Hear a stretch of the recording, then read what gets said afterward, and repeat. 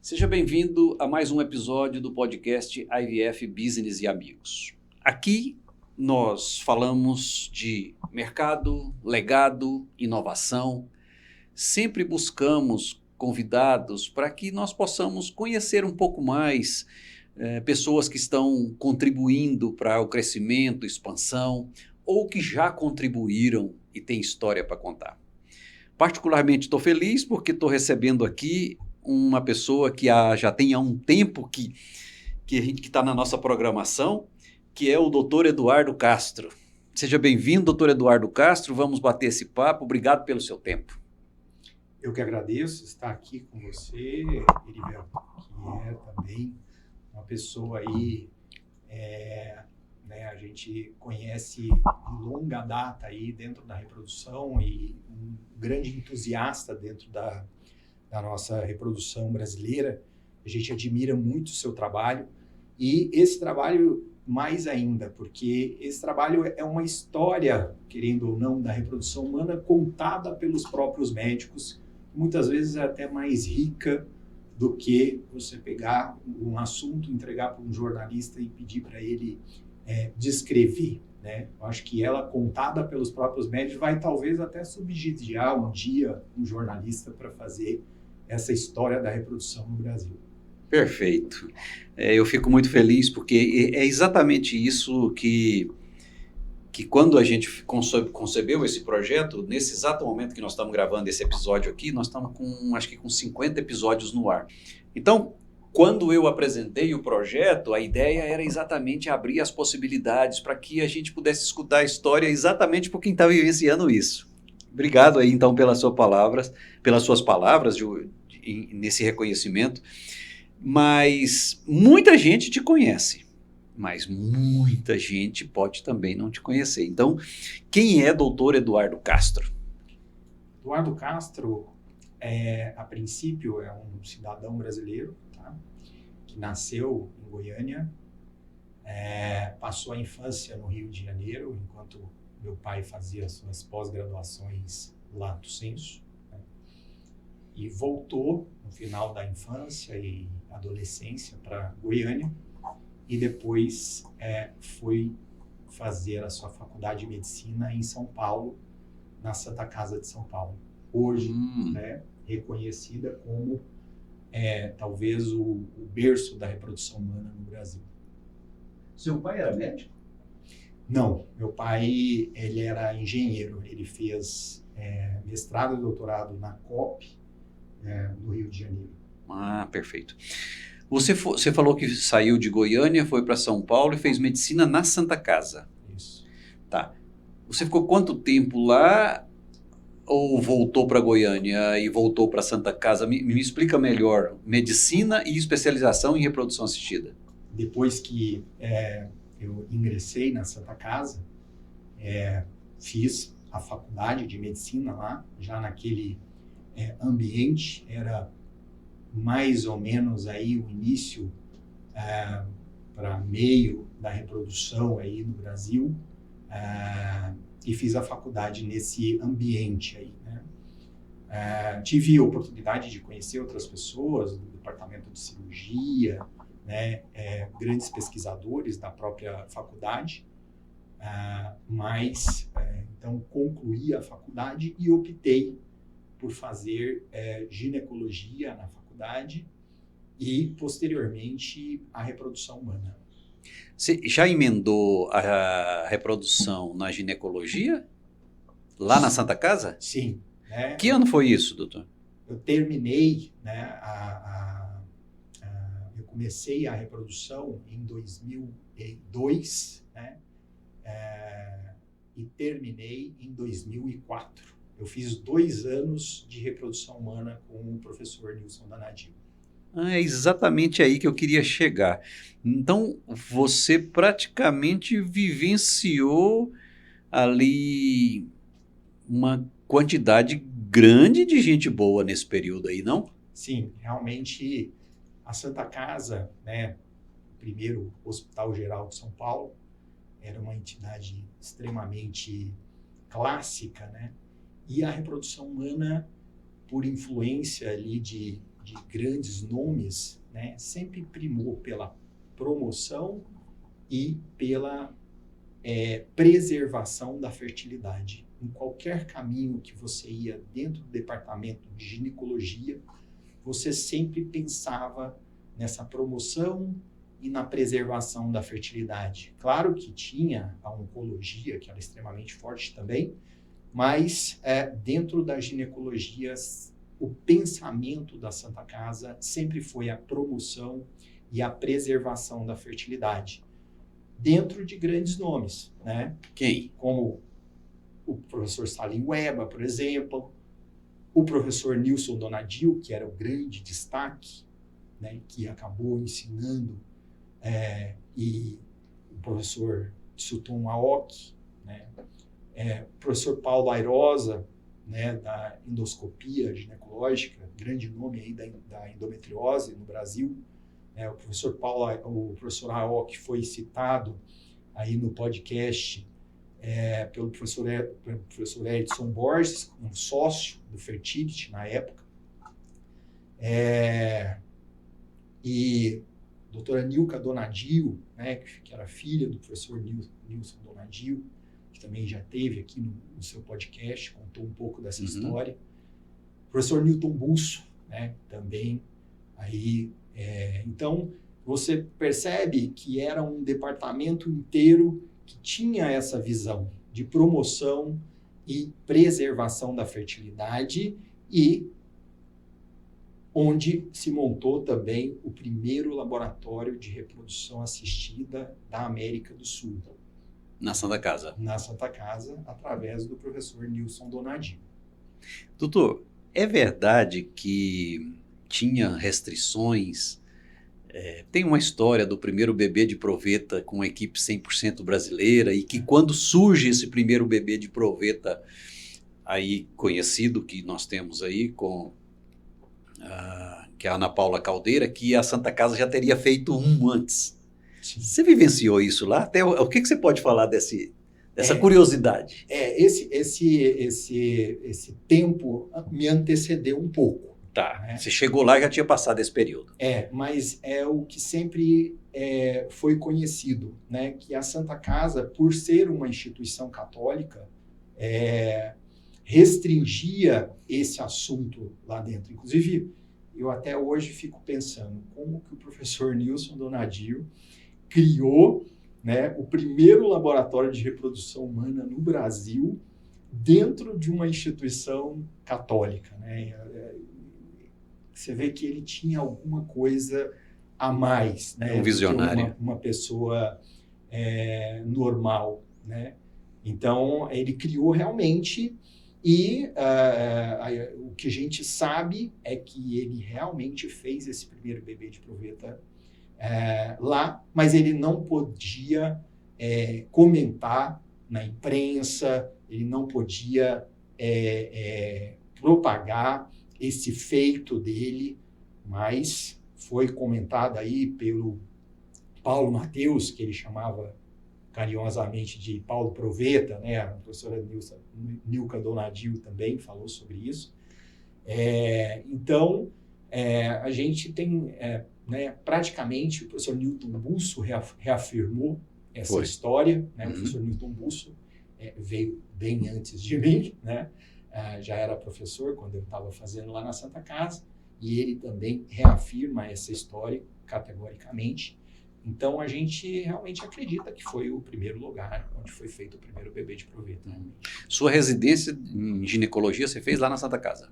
Lá na Santa Casa. Me formei lá e fiz a residência lá na Santa Casa. Foi ali que encontrei com esses nomes, outros, né? O professor Aoki era meu tutor, né? Existia dentro de toda essa pleia de professores, você tinha um que se dedicava mais a algum residente, e o professor Aoki, que era um dos discípulos do professor Nilson Donadil, sócio do Dr. Edson Borges, né? Ele era o meu tutor, ele que cuidava mais próximo, era mais próximo de mim na residência médica, né, de ginecologia.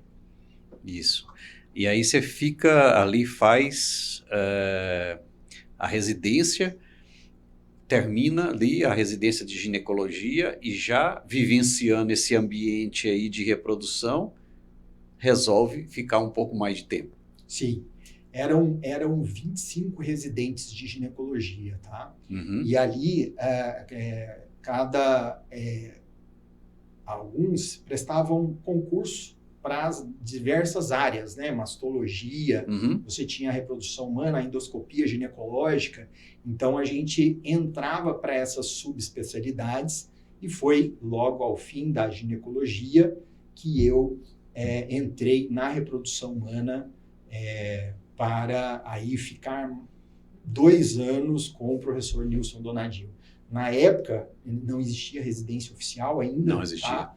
Mas eu fiz um modelo, talvez hoje, um modelo que serviria para qualquer residência que se estabelece hoje. Um modelo criado pelo professor Nilson Donadio. A gente pode depois falar como que era, mais ou menos. E era um modelo de 2 anos. A gente aproveitava mais quando fazia 2 anos de residência. Desses 25, você foi para a reprodução. Você lembra de mais algum que foi naquela época? Na reprodução humana, eram 5 residentes. Dos 25, 5 preenchiam as vagas de residência em reprodução humana, com o professor Nilson Donadio. E desses seus colegas aí, você lembra o nome? Está por aí? Lembro. Quem fez residência na contigo? Na realidade, do meu grupo, hoje, que permanece mais ativo na reprodução humana, foi eu. Tá? Eu era aquele viciado, né? Aquele que ia fazer as transferências do domingo, né? Quando caía procedimentos completamente fora dos horários habituais, então eu e o embriologista, já não era mais o Paulo Mateus, o Paulo Proveta, mas era o Carlos, tá? Que hoje está no Sul, né? Então ia eu e o Carlos lá na Proembrio, que era a clínica do professor Nilson Donadio, e aí a gente realizava as transferências do domingo, abria a porta e entrava lá dentro, o Carlos pegava o embriãozinho e eu que fazia as transferências. E aí eu acho que realmente, dos 5, seguiu realmente a reprodução humana, fez o R2, né? Isso é certeza. 2 anos. Dos 5, só eu fiz o R2. Então, praticamente, os outros ficaram pelo caminho. Exatamente. E também naquela época, a reprodução era um negócio muito experimental e a ginecologia era algo mais palpável e real agora. Sim. Então, as coisas se misturavam muito com a endoscopia, né? Era muito comum o pessoal fazer 6 meses de reprodução humana e fazer 6 meses de endoscopia ginecológica, né? Eu que fui meio diferente, assim, que fiquei 2 anos lá na reprodução humana. Apesar de fazer, na época, já ao final da ginecologia, o meu trabalho, né, junto com o professor Aoki, o professor Paulo Airosa e tudo, ganhou um prêmio, né, o prêmio Aires Neto de ginecologia, né? E em 2004 também, os meus estudos também ainda falavam sobre a endoscopia, que era também forte lá no nosso departamento, e eu ganhei o prêmio Endoscopia 2004 da Sociedade Paulista de Endoscopia Ginecológica. Entendi. Perfeito. E naquele período que você estava lá terminando a pós, não é pós, como era? Era residência.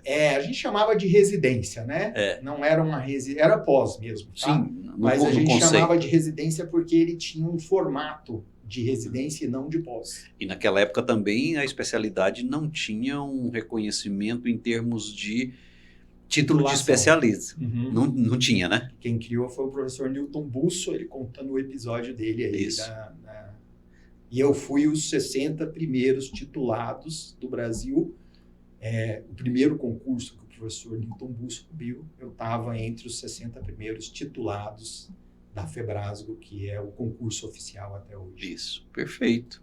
Então, seu título de especialista vem da primeira geração. Pô, que legal. Nesse período, agora pensando um pouco em mercado, para um médico que estava lá em São Paulo, fazendo a sua formação, você já olhava como uma oportunidade de mercado? Você conseguia visualizar que era um bom caminho em termos de mercado? Ou era mais ciência? Na realidade, era muito ciência. Na realidade, quando a gente está nessa posição, eu nem tinha ideia que eu estava no começo de muita coisa ali, né? A gente tinha um pouco de noção que, por exemplo, nessa época, Nordeste não tinha quase nada, né? A gente sabe né, tinha pouca coisa, mais ou menos nessa época, no Nordeste. E aí a gente viu colegas também, de uma certa forma, saindo de São Paulo e migrando para o Nordeste em busca de uma teórica interiorização da medicina, você pensando que São Paulo seria o centro, primeiro, o pioneiro, né? E aí dali saíram pessoas que voltaram para casa, como foi meu caso, voltei para a família, e pessoas que migraram para o Nordeste, que migraram para o Mato Grosso, como é o caso do nosso amigo Aldair Kotec, que era a pessoa que cuidava do Santa Joana na época. Eu fazia meus casos de consultório na época em parceria com o Santa Joana, e o Kotec ficava lá no Santa Joana boa parte do tempo. Quem já comandava era o Eduardo Mota, o Paulo Serafini, tudo, já era Huntington ali, tinha o nome Santa Joana, e o Kotec era um que ficava mais lá, e essa amizade perdura até hoje. Assim, evidentemente que eu imagino, olhando para esse período aí da sua formação, você teve muitos mestres, mas tem alguns que deixaram muitas marcas. Quem são? A marca principal, o professor Nilson Donadinho, né? Eu acho que essa forma de visualizar a reprodução humana para todos, né? De atuar fortemente na clínica privada. Ele tinha uma clínica privada também, que era a Proembrio, né? Pioneirismo, mas, ao mesmo tempo, essa postura acadêmica de professor, de disseminação da especialidade que ele tinha, que a professora Nilka conta muito bem no episódio dela, a gente herdou muito esse comportamento que ele tinha, né? Então, o professor Nilson Donadio realmente foi a grande influência. Bom, e lá você finaliza essa sua formação, não pensou em ficar em São Paulo, não? Porque era o grande centro naquele momento ainda. Nós já estamos vivendo ali, nós estamos ali em 2004, 2005, 2006, ou seja, virou o século, né? 2005. 5. Não pensou ficar em São Paulo, não? Porque oportunidade tinha muita. Sim. Na realidade, a gente até, de uma certa forma, começou a atuar, como eu disse ali. Chegamos a fazer casos no Santa Joana, chegamos a fazer casos no Fertility, através do próprio professor Aoki, que nos levou lá e apresentou lá para o Edson Borges na época. Mas aquela vontade do convívio familiar falou mais alto na época, né? E como a gente não imaginava como as coisas às vezes podiam ser bem diferentes, a gente, na época, né, o médico aqui de Goiânia faleceu num acidente de moto, e ele era o principal médico da clínica que eu vim primeiramente atuar aqui em Goiânia. Ele morreu num acidente de moto, e da mesma forma que o Frederico conta no episódio dele, naquela época tudo era fechado, né?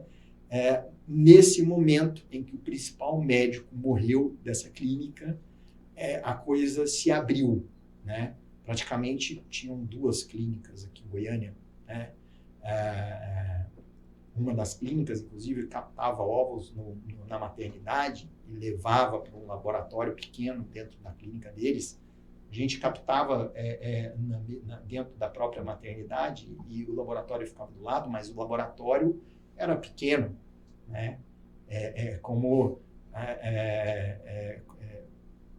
Nessa época, né, se cabia dentro de um carro, né? De uma van. De uma van.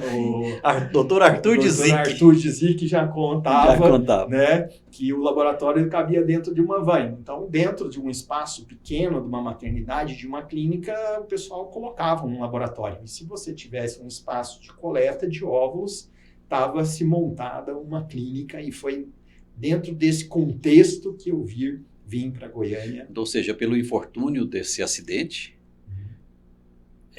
pode falar o nome? Marcos Messala. Marcos Messala, né? Sim. Ele faleceu nesse acidente. E aí surgiu essa oportunidade e te chamaram para vir. Sim. E você achou que era interessante voltar para Goiânia, uma vez que tinha clínica, tinha o laboratório, e surgiu essa situação. Sim. A irmã dele, né, que acabou herdando na época, e o pai, principalmente a irmã, entrou em contato comigo em São Paulo, e queria que eu assumisse os casos do irmão. Acho que ele estava conduzindo em torno de 10 a 15 casos na época. Ela queria que eu assumir os casos dele em 5, 10 dias, né?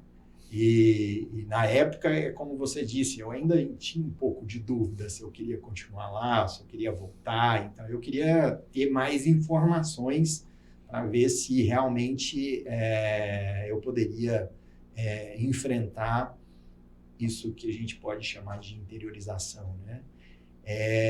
Então, ela me ligou, mas eu não tive coragem a princípio de vir. E aí eu vim no segundo momento, já um pouco mais consciente do que eu realmente iria enfrentar. Quais eram, naquele momento, os seus medos ou as principais barreiras que você visualizava? Falo isso porque hoje em dia acontece do mesmo jeito. Uhum. São medos diferentes, mas quais eram os seus medos, por exemplo, de sair de um ambiente acadêmico, referência em São Paulo, para uma interiorização, mesmo sendo na sua cidade, onde você nasceu? Sim. Quais eram os principais? É uma coisa que você mesmo já tocou em alguns podcasts aí. A reprodução humana, querendo ou não, o laboratório de embriologia, no mínimo, é um dos... Eu sempre falo para você, inclusive, que a reprodução humana é um tripé. E o laboratório de reprodução humana, querendo ou não, é um desses pés, né? Qual é o tripé? Fala. Eu costumo dizer que o laboratório de reprodução é um tripé, e os seus embriologistas, né? O médico é um outro tripé, e a gestão é um outro tripé. A gente teve também a oportunidade de ter um laboratório bom, médico e gestão ruim, né? Então, quando você tem uma gestão ruim, esse terceiro pé também, ele acaba sendo importante, principalmente nos dias de hoje, né? Para que realmente um laboratório consiga progredir, né? Olha, para hoje, o conceito laboratório, médico e gestão, ele é bem moderno. Uhum. Naquela época, não tinha esse tripé da gestão, era mais ciência e o laboratório, talvez? Sim, na verdade, naquela época eu não enxergava nada disso, né? Foi a vivência que foi me trazendo isso. Foi exatamente quando eu me vi, enquanto médico, me considerava bem formado, né? Uma pessoa que esteve lá no berço dessa ciência no Brasil, inclusive fazendo uma residência de 2 anos na época, né? E cheguei aqui, encontrei embriologista, né? Tinha embriologista que a gente se deu muito bem a vida toda. Eu trabalhei praticamente a vida toda com a embriologista que eu encontrei aqui. Mas a gente tinha um problema de gestão extremamente importante, né? E isso patinou, fez a clínica patinar por um bom tempo. Naquela época a coisa sobrevivia, porque era muito incipiente. Eu acho que hoje, uma gestão mal conduzida, mesmo que você tenha um ótimo embriologista e mesmo que você tenha bons médicos, se você não tiver uma boa gestão hoje, eu acho que o laboratório não embarca. Faz sentido, faz sentido. Então você decide voltar para Goiânia, chega aqui, pelo que eu me recordo das nossas conversas, você chega, começa a trabalhar e já assume uma posição numa clínica de reprodução? Sim, na realidade, quando eu voltei, né, em 2006,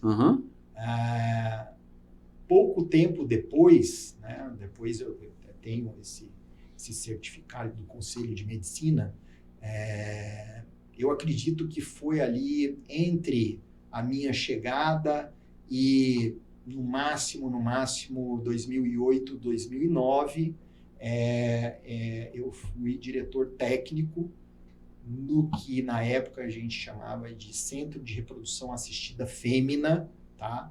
Hoje, porque a clínica foi retirada da maternidade, que chamava Fêmea, em Goiânia, e esse Centro de Reprodução Assistida Fêmea, o mesmo CNPJ, passou a ser chamado de Humana Medicina Reprodutiva, que também, do que me falaram, foi ali nos anos próximos aí de 2020, por ali, um pouco depois, talvez o maior laboratório, talvez até do Centro-Oeste, né? Ou pelo menos de Goiás, era o laboratório que mais tinha embriões congelados nos relatórios da Anvisa. Então a gente imagina que realmente a clínica foi grande nesse período. Quando eu te conheci, você já estava na Humana, já tinha um tempo já. E a Humana tem mais de 30 anos, né, doutor? Sim, exatamente porque era Centro de Reprodução Assistida Fêmea. Sim, ela nasce na Fêmea. Nasce na Fêmea. Quer dizer, a história dela toda tem mais de 30 anos. Tem mais de 30 anos. Exatamente. Foi a primeira clínica do Centro-Oeste? Não. A primeira clínica do Centro-Oeste, a gente tem notícias que foi a Fértil. Foi a Fértil. Foi a Fértil. Quer dizer, então, quando você chega aqui, em tese, existem duas clínicas. Exatamente. Fértil e a Humana. Exatamente. Com laboratórios pequenos. Né? Sim. A Fértil captando óvulos na maternidade, conduzindo eles para esse laboratório pequeno que ficava dentro da clínica. E o Centro de Reprodução Assistida Fêmea tinha um pequeno espaço de coleta também, com um pequeno laboratório, não do tamanho de uma van do Dr. Arthur Zick, mas já estava maior. Você não precisava de muito espaço, era um microscópio de micromanipulação, uma incubadora e alguns botijãozinhos de congelamento, porque o congelamento era congelamento lento, normalmente só o que sobrava. Só tínhamos Ovidrel, não dava para estimular muito a paciente na época. Deixa eu fazer justiça aqui. Você pode estar assistindo esse episódio e pode não ter visto o episódio com o Dr. Arthur Zick. Então eu já te dou aqui uma dica. Volta aqui no catálogo e veja um episódio com o Dr. Arthur Zick.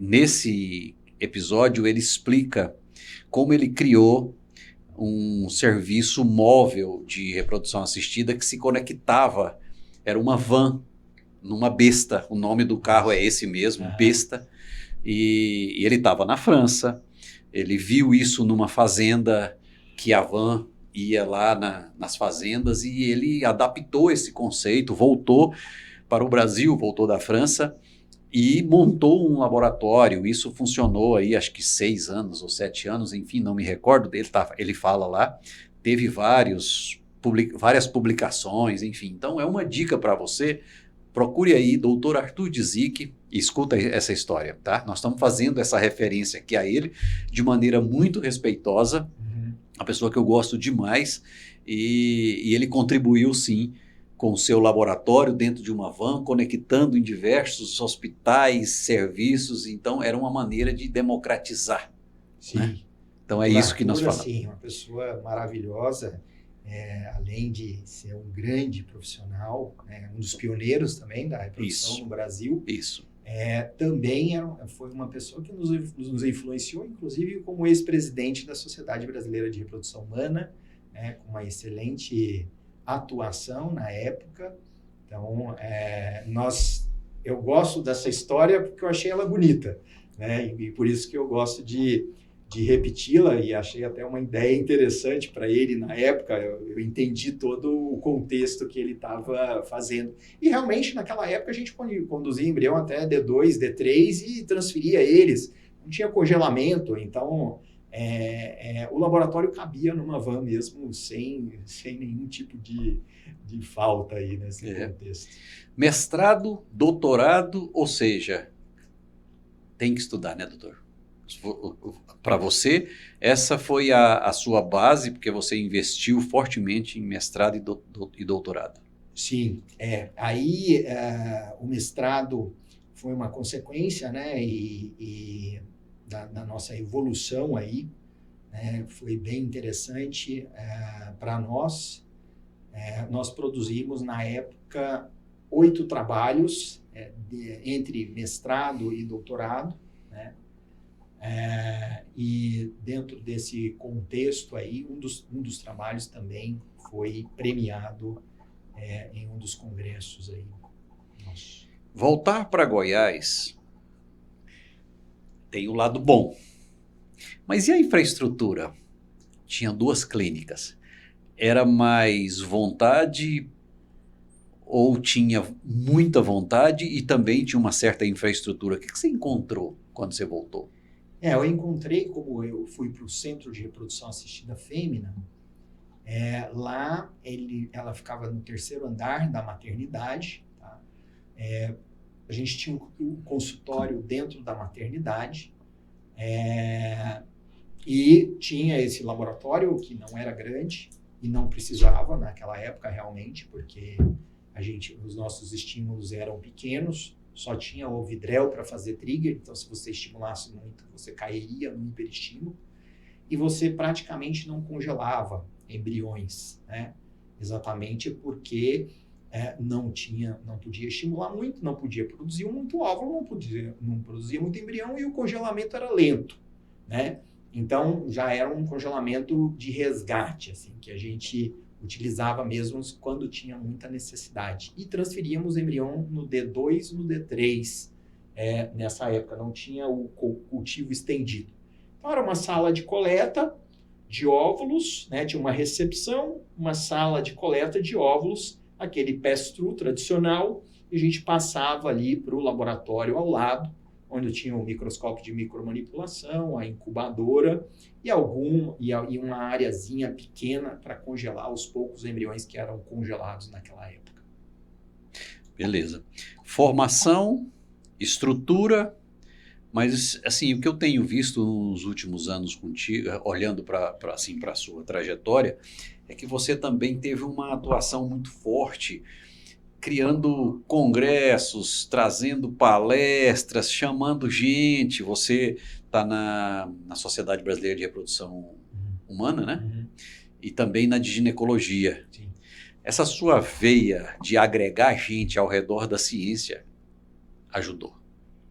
Ajudou. Na realidade, foi, ao mesmo tempo, uma consequência também, né? Então, nós fizemos mestrado e doutorado, e as pessoas começaram a nos enxergar através dos nossos próprios trabalhos, né? Então, a gente publicou bastante nesse período e também começou a fazer eventos que começou a chamar atenção também, eventos com grande participação, né?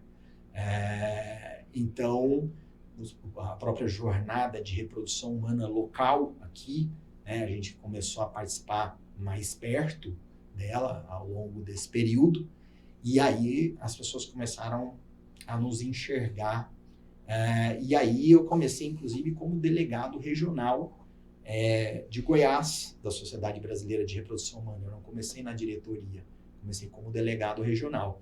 E ali, como delegado também, a gente conseguiu fazer eventos que chamaram a atenção dentro da própria sociedade, até que na gestão, em uma das gestões, eu fui convidado, então, para fazer parte da diretoria da Sociedade Brasileira de Reprodução Humana. E aí, devido ao nosso bom trabalho dentro da sociedade, a gente foi se mantendo, e, ao mesmo tempo, a Sociedade Goiana de Ginecologia e Obstetrícia, né, que a gente também acaba exercendo um bom trabalho muito, acho que você percebe, muito mais ligado à ciência do que à política, né? Porque essas sociedades, elas têm um pouquinho de ciência, um pouquinho de política, né? Até pelos espaços que eu ocupei, até nesse último congresso, que você viu ele um pouco mais de perto, eu era diretor científico do congresso. Então, realmente, eu tenho essa herança, talvez, do professor Donadio, né? Que era mais cientista e menos político também. Né? Então, essa ciência, essa capacidade de realizar esses eventos, que também, acho que você comenta dos próprios tutoriais do professor Nilton Donadio, né? Isso. Que a professora Milka fala do tutorial maior, que foi um consenso de videolaparoscopia que ele realizou nos anos 2000, né? Que ele juntou muita gente, né? Então, a gente aprendia isso também. Existe a jornada da Santa Casa, que você... Então, nos bancos da escola, a gente aprendeu a fazer eventos. E isso casa muito bem com a parte científica das sociedades, né? Então, foi através dessa habilidade que talvez não foi nata, mas aprendida na própria faculdade, que a gente entrou para essas sociedades e tem feito um bom trabalho dentro delas. E por que um empreendedor nato como você foi abrir uma frente no serviço público, UFG, Universidade Federal de Goiás? É o que a professora Nilka falou, né? O discípulo, né?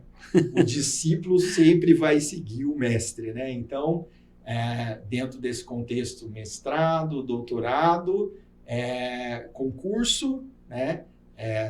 Na Universidade Federal de Goiás, que tinha um laboratório de reprodução humana, da mesma forma que tínhamos lá na Santa Casa. Uhum. Tá?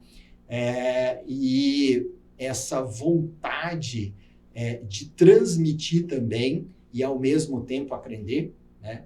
Uma das melhores formas que a gente considera de aprender é ensinando, né? Então, ao mesmo tempo que a gente ensina, a gente está aprendendo muito.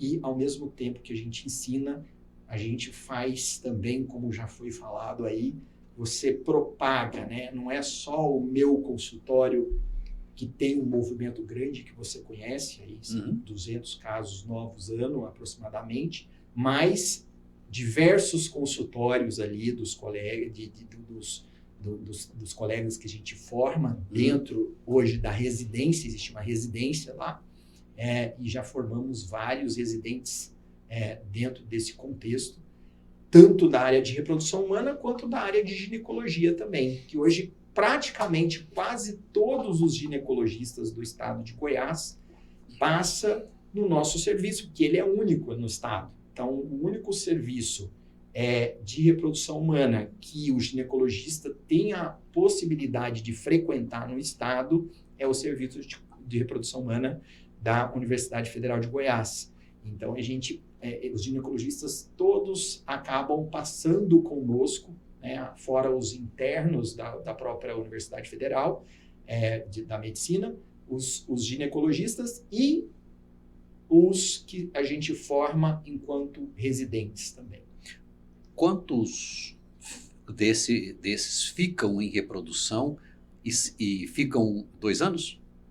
Ficam 1 ano. 1 ano. 1 ano. Ao final de 1 ano, você tem ideia de quantos querem continuar e continuam em reprodução? Uma ideia média? Aqui no estado, eu te diria que continuaram forte na reprodução, que passaram lá em torno aí de uns 6 hoje. Hoje eles têm um movimento bem razoável dentro da reprodução. 6 dos que passaram lá conosco ao longo desses anos aí. Porque também, inicialmente, passava 1, tá? E posteriormente, só nos últimos anos, começaram a passar 2 residentes, tá? Então, de reprodução humana mesmo, não foram tantos. De ginecologia, muitos, né? Mas eles passam 3 meses, 2 meses, 6 meses, dependendo da residência que eles fazem, de ginecologia. Mas os de reprodução humana passava 1, né, por vez, e desses eu diria que uns 6 hoje continuam, e de alguma desses forma. Uns 3 hoje praticamente só fazem reprodução humana. Ótimo, então é uma escola de formação. Inclusive foi esse ano ou foi o ano passado que foi premiado um dos seus alunos lá, uma doutora jovem, que recebeu um prêmio. Sim, a Lorena. Lorena. A Lorena, ela é uma pós-doutoranda, tá?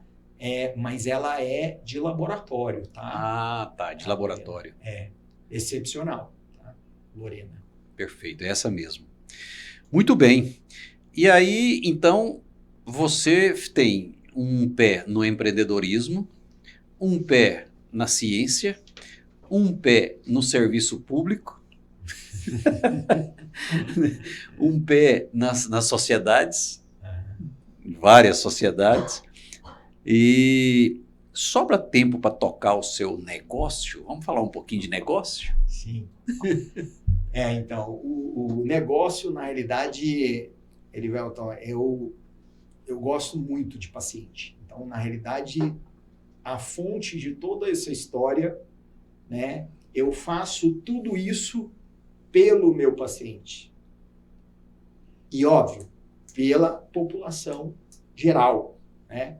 Mas, quando você fala, né, tem um atendimento aí de praticamente 200 casos novos anos, né? Se você pegar as transferências embrionárias, são mais 150 transferências por ano, né? Mas aí, o que acontece?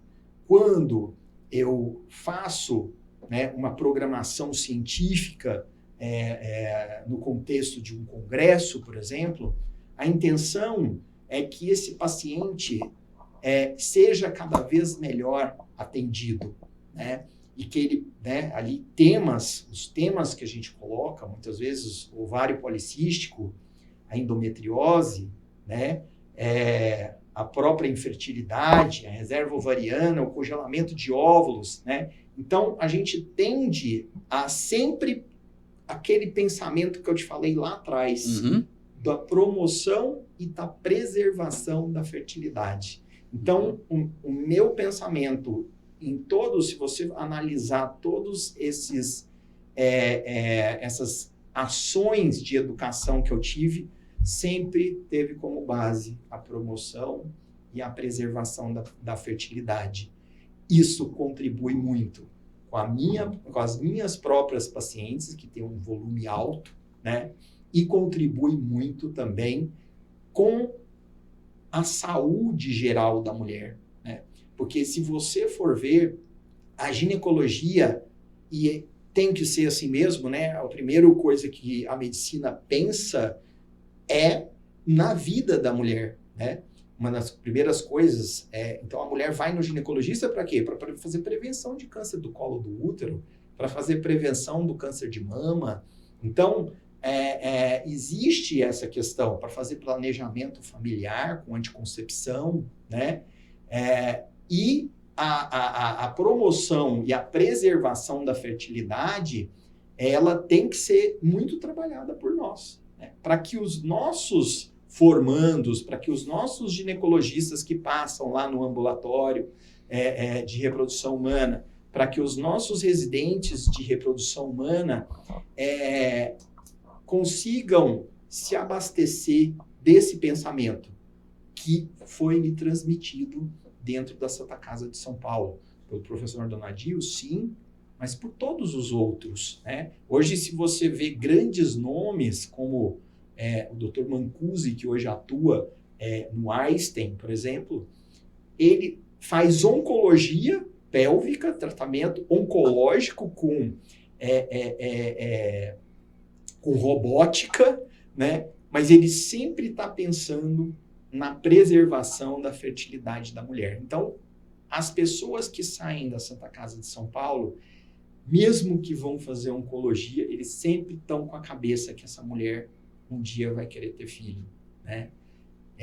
Agora, essa semana, antes de ontem, no Einstein, em São Paulo, né, começou um programa lá, mais sistematizado, com o Denis, que é um ex-aluno da Santa Casa também, veio bem depois de mim, do qual os oncologistas que atendem no Einstein hoje vai ter o Denis dentro lá do Einstein, para que, feito o diagnóstico nesses pacientes, o Denis vai atender em menos de 24 horas essa paciente com câncer, né, dentro do próprio sistemática do Einstein, e vai poder preservar a fertilidade dessa paciente.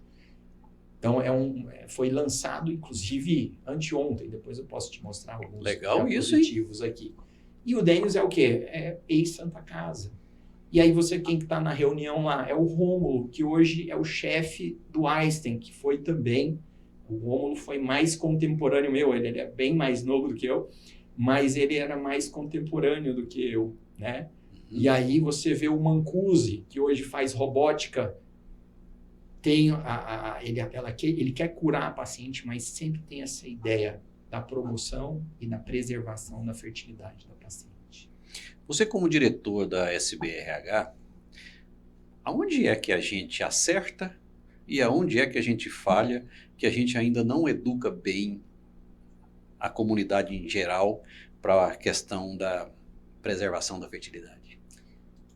Eu acho que é o que eu te falei. Na realidade, os recursos para você fazer promoções nesse sentido, eles são infinitos, né? Então, quando você pensa em Ministério da Saúde, e talvez você tenha visto aí no meu currículo, eu já fui também, né, além do SUS, Universidade Federal, eu já participei do SUS estadual, fui inclusive da Vigilância Sanitária, promovi saúde da mulher. O Ministério da Saúde está preocupado com o câncer. Então, você tem verbas milionárias que falam para prevenção do câncer do colo uterino, e não está errado. Você tem verbas milionárias do Ministério que falam sobre prevenção do câncer de mama, e não está errado, né? Você tem verbas muito grandes também que falam sobre o planejamento familiar, que hoje é lei no Brasil, né? E você também tem verbas grandes também falando hoje sobre o climatério, né? Uma promoção, dinheiro realmente público, promovendo toda essa história. O que a gente faz dentro da reprodução é com o nosso próprio dinheiro, né? É com o dinheiro nosso mesmo, do dinheiro da clínica. Aí você tem ali, às vezes, alguns parceiros aí que te ajudam a fazer alguma coisa, mas é uma verba completamente incomparável a essas verbas que eu te falei, que vêm do sistema público, né, com todo o apoio de outras instituições também. Então, a gente tem pouco dinheiro realmente para falar, para realmente promover essa preservação da fertilidade. Doutor, um dos problemas que a gente tem ainda no Brasil é o acesso. A reprodução é uma medicina cara, doutor? A reprodução acabou dentro do contexto Brasil, apesar que nós somos muito mais baratos do que boa parte aí dos países, né, recebendo inclusive pessoas de fora. Os brasileiros que moram fora, muitos vêm aqui tratar conosco, né, ficam até aqui no próprio complexo.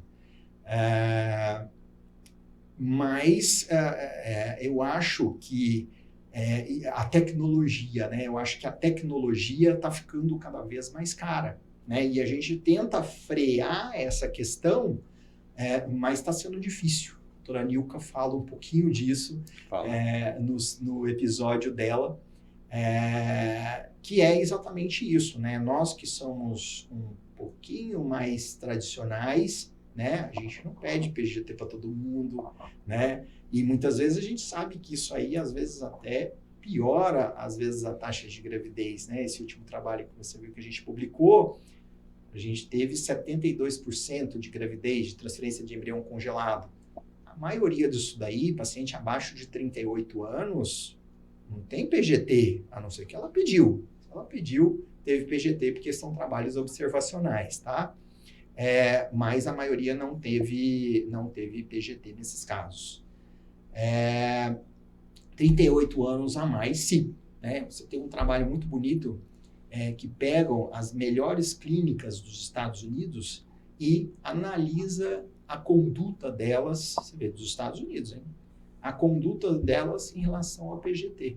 Você vê que a grande maioria delas, paciente com 38 para cima, faz PGT, que é a conduta que a gente faz hoje, né? Isso diminui aí o custo para paciente, né? A entrada aí da inteligência artificial, de uma certa forma, a gente acha o máximo, né? Acho lindo aquele embrião crescendo, mas realmente, será que todo paciente precisa de um time-lapse, né? Precisa daquela classificação, né? Os embriologistas que a gente tem aqui classificam muito bem esses embriões. Então, a gente sabe qual que é um embrião bom e qual que é um embrião que não teria uma nota tão boa assim, né? Claro que o time-lapse agrega alguma coisa nesse sentido, mas você vê que as próprias taxas de gravidez são compatíveis, né?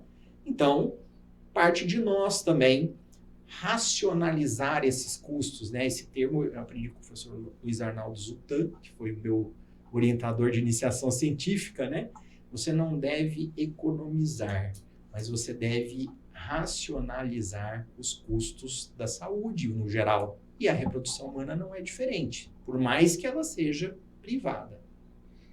Qual a sua visão dos investidores nesse mercado, doutor?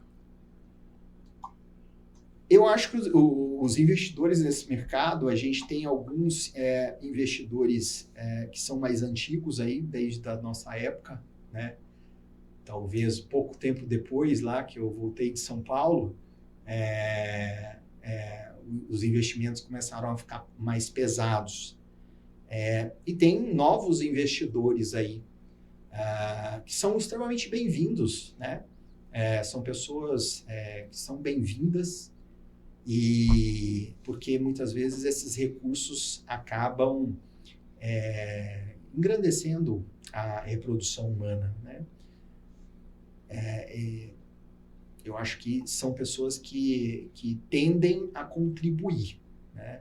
Mas uma coisa que eu acho que vale a pena ele pegar esse pessoal que está aí desde o começo do século ou trabalhando com isso, e talvez escutar um pouquinho mais essas pessoas. Não falo médicos, não, falo pessoal de gestão mesmo, pessoal que analisa mercado, né? Começar a escutar, porque eles estão começando, né? Eu sei que são grandes profissionais que fazem grandes análises de mercado e sabem onde que estão caminhando, mas a gente percebe que se às vezes escutasse melhor as pessoas que estão há muitos anos aí, talvez eles andariam mais rápido do que eles estão andando. Quando você decidiu seguir para a reprodução, naturalmente você teve que se conectar a um serviço para poder acessar o serviço do laboratório. Sem isso, praticamente não dava para começar. A reprodução muito fechada. Hoje, praticamente 100% dos laboratórios são abertos, open labs. Nós temos hoje, dados nossos lá, 16 escolas de formação, de pós-graduação em reprodução assistida. Estou falando que especialistas, em pós-graduados, que depois vão fazer a prova da Febrasgo, com os critérios que tem. Mas o fato é que a gente entrega hoje cerca de 150 novos pós-graduados por ano no Brasil. E nós temos aí 210, 215 laboratórios 100% Open Labs. Minha pergunta é, está mais fácil trabalhar em reprodução assistida hoje do que já foi na sua época, quando você começou? Eu acho que sim, porque exatamente pelo que você disse, né? O Open Lab, ele vai depender muito de você, né? Então, por exemplo, se eu tivesse saído hoje lá do forno lá em São Paulo, né? Você tem o Grupo Fleury, por exemplo, que é completamente Open Lab, né? E está fazendo, parece que um bom serviço lá. Tá. E outras clínicas também, né? Que estão atuando hoje em São Paulo, que são completamente, realmente Open Labs. Naquela época, você tinha que se associar. Né? Muitas vezes você não sabia, sabe, você não tinha, às vezes, vontade de se associar. Né? Porque muitas vezes aquela coisa nem era tão bem administrada e lucrativa, mas você era obrigado a se associar, porque se você não se associasse, você não conseguia executar a sua atividade médica dentro dessa especialidade. Laboratório Médico e Gestão, olhando para o futuro, consolida isso? Essa é a sua visão de consolidação, ou seja, essas são áreas que vão se tornar cada vez mais independentes, ou tem um adicional de visão de futuro para a reprodução? Laboratório, médico e gestão. Eu acho que esse é o que eu falo, esse tripé é o que fez os grandes laboratórios do Brasil. Tá? Se você for analisar os laboratórios que naquela época fizeram esse tripé, hoje, inclusive, eles já estão dentro do contexto da consolidação. Né? Tiveram a oportunidade, né, de ter esse tripé mais naturalmente formado. Né? E aí, hoje, eles já estão consolidados. Né? E são os maiores, que foram os primeiros a serem consolidados. Né? Mas é isso. Você tendo essa organização, você consegue montar novos laboratórios, inclusive. Né? Basta que você tenha esse tripé. Muitas vezes você pega um novo laboratório, você cria um novo laboratório, né, com esse tripé, e muitas vezes você não puxa muito histórico daqueles laboratórios antigos, que muitas vezes você nem sabe muito o que tem lá dentro do ponto de vista dessa história aí longa desse laboratório. Conversa boa, o tempo passa rápido. Que conselho você daria para um médico que está começando agora em reprodução assistida? O que todo mundo fala é que ele é um mercado difícil.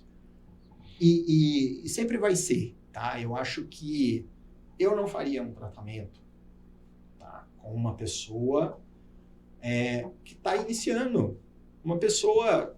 Isso é normal na medicina, né? Se você tiver um médico para te operar, que tem muito tempo de mercado, né? E um médico que está iniciando, né? Normalmente, a gente que conhece mais esse meio, a gente não vai, obviamente, pegar quem está iniciando no mercado. Mas as pessoas, por insistência, como foi o meu caso, né? Você vai pegando aquele mais desavisado, né?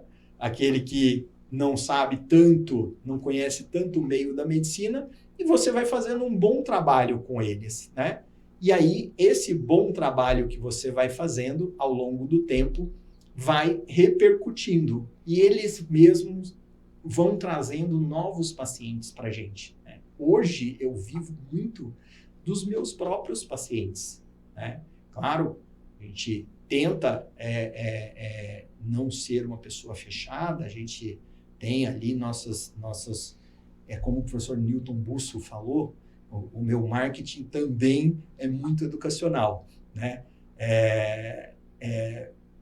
Então, mas a gente consegue que pacientes que tiveram sucesso façam a nossa própria propaganda hoje, né, na situação que eu estou. Os novos, eles têm que realmente valorizar esse paciente que está acreditando nele, né, e trabalhar eles da melhor maneira possível para ter o sucesso da gravidez, né, porque reprodução tem essa diferença, tá? Se você vai fazer emagrecimento no doutor, ele vai chegar lá, vai te passar uns remedinhos, você vai ficar meio na dúvida, será que era isso mesmo? Será que não era? Mas ele, talvez pelo posicionamento dele, um marketing diferenciado, ele te convence de uma maneira diferente. Na reprodução humana você tem essa oportunidade, você não precisa ter tanto dinheiro assim de marketing. O seu melhor marketing é a gravidez, né? Foi assim que eu cresci e é assim que eu recomendo que as pessoas cresçam também dentro desse mercado. Muito bom. Para você que chegou até aqui, que escutou esse episódio, se você entende que tem alguém que gostaria de ouvir ou que tem mensagens para essa pessoa, encaminha, indica, curte, comenta, fale. Você pode ouvir esse episódio somente no Spotify e você pode, naturalmente, aqui no YouTube, assistir este e todos os outros episódios. Tem muita coisa interessante. Se você está na reprodução, se você olhar todos os episódios gravados, é quase um MBA, sabe? Tem muita gente boa aí que a gente conversou e tem mais coisas para acontecer. Doutor Eduardo Castro, agora também papai novo, né? Nesse exato momento, nós estamos gravando esse episódio aqui em junho de 2026. O doutor tem a Celine, né? Celina, que é sua filhinha que nasceu agora recentemente, né? Sim, sim. A paternidade, a maternidade muda a pessoa, né, doutor? Muda. Vai deixando a gente cada vez mais... na verdade é um encantamento, né? Uma situação realmente completamente indescritível. É isso. Então eu quero agradecer aos nossos apoiadores, a Centodini. Tem aqui na descrição desse episódio, eles estão marcados. Vá lá, conheça. E a Spectrum, que apoia essa iniciativa desde o seu primeiro momento de concepção. Tá? Doutor Eduardo, uma mensagem final para a gente encerrar esse episódio? Eu acho que assim, é o que você falou mesmo, né? Esses podcasts que vocês criaram aí, você com todo o seu apoio, né? Ele tá um negócio muito legal, muito interessante, né? Eu praticamente assisti todos, né? Cada um traz uma coisa diferente. Aqueles que conviveram com a gente, como o professor Newton Busso, Nilka Donadio, Paulo Proveta, Edson Borges, né? São pessoas que conviveram mais diretamente com a gente, né? E tem aqueles que fizeram um serviço completamente diferente, que a gente não pensava que podia existir, né? Mas que existe e está aí, e você, às vezes, te traz, às vezes, insights diferentes daquela sua visão, que é muito tradicionalista, né? A minha visão, que é bem tradicionalista e bem influenciada por essas pessoas que são extremamente tradicionais também. Então, parabéns pela sua iniciativa. Obrigado, um grande abraço a todos, até o próximo episódio. Parabéns, cara. Porra, muito bom.